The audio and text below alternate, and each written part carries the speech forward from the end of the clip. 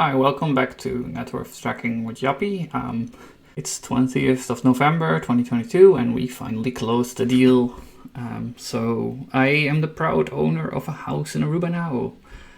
And I had no money at this time. Like, I just had to borrow more this time as well because there was no furniture in the house. There was like no pool. There had to come a pool because, people that book on Airbnb want to have a pool. Otherwise they're not going to come. And yeah, so I had to borrow more money because I wanted to open this B&B as fast as possible so I can like get some money back to pay back the loans, right? You can see the desperation of the situation. There was no fucking reason for this. Jesus Christ, I just... It's like kind of like looking back at this, it's kind of shocking how impulsive I was with buying this place. There was like no reason to do this. I think it was mostly ego, this buy. Like I wanted to get into real estate so badly. Anyway, like some random shit happened in my life as well. While I was in Aruba, there was like a fire that broke out at my parents' place.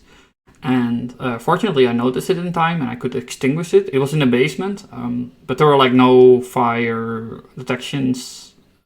They were there, but they didn't have any batteries in them. Like my father hadn't bothered doing that yet. So yeah, fortunately, I still live and I can tell about it, but it could have gone really, really bad.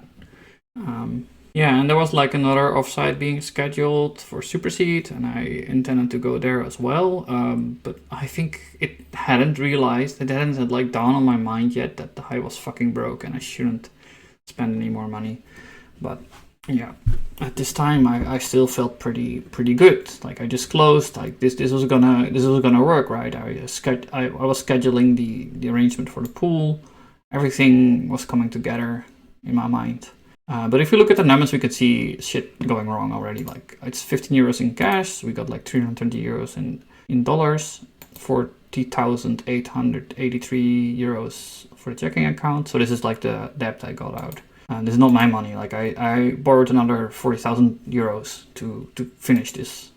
We got like 1,500 euros in the N26 business account. We got 12 euros in ING. Yeah, this is gonna remain at 4 cents forever because I couldn't book everything out apparently for some reason. The flex pension account, well, that just doesn't move. These are shares in supercede, which I cannot access. I repeat, I cannot access these. This is interesting. So what happened is that during the pandemic, I started buying so many random oil companies all around the world, including in Russia. And around this time, the war in Ukraine had also broken out. Actually, it was the beginning of this year. But I hadn't sold these shares in Russia yet, and I could no longer sell them at this point. So I still have 13,000 euros locked up in shares, which I don't really want. I wanted to sell them as well to not go into debt further. I realized at some level that debt is not a good thing, right? I knew that I want to have as little debt as possible, and part of these payments I have is that like the length of them is short term, so shortest term. I pay them down in like 7 years, so I have to pay a lot of money every month to cover the down payment of the principal, and there is some money as well for the interest. I calculated it and I spend around 5,000 euros a year in just interest at this point. That's like a lot of money for me. Yeah, but at this point I have the house, but it's not making any money yet, right? This is one thing I also realized too late. I thought I closed the deal, and 1 month, 2 months later, there will be people inside the house. But of course, no. You got a grace period of around like 4 or 5 months of just like finishing up the house and opening it up. Because you have to paint, you have to put in furniture, you have to like fix up the kitchen. There was like all things wrong with this house, all kinds of things. And I just hadn't taken account of any of that. I mean, at some level, I knew that I was lacking a lot of information to do this deal. But yeah. So once again, the student debts that are 21,518 euros, they haven't moved, fortunately. They're still 0%. We got more deferred VAT, so I should pay that back at some point. I don't know what happened to the deferred income tax. I probably paid that. because it's gone now.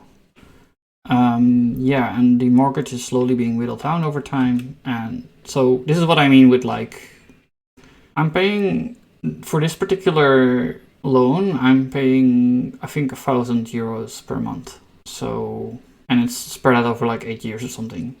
So I drastically increased my mortgage payments, right? Because the ING mortgage is around like 520 euros per month, but this one is 1,000 euros per month. And this one would end up being 750 euros a month. But it's structured differently in that I don't have to start paying it right away. Like, this is one of the things I learned, that I need some time to get renters into the property that have to pay this down. That's one more mistake.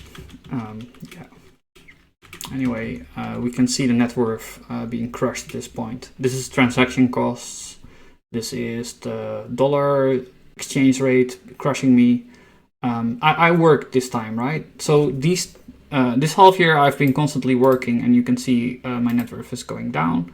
And that's because I'm making a lot of cost to close this transaction. I'm making a lot of cost to just buy furniture and stuff, and there is no results yet from this.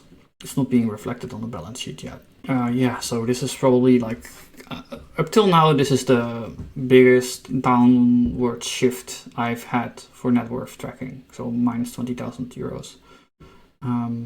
Yeah, so this is like a grim month. Anyway, thanks for watching, everyone. If you liked the video, please like the video and subscribe to see more. Bye.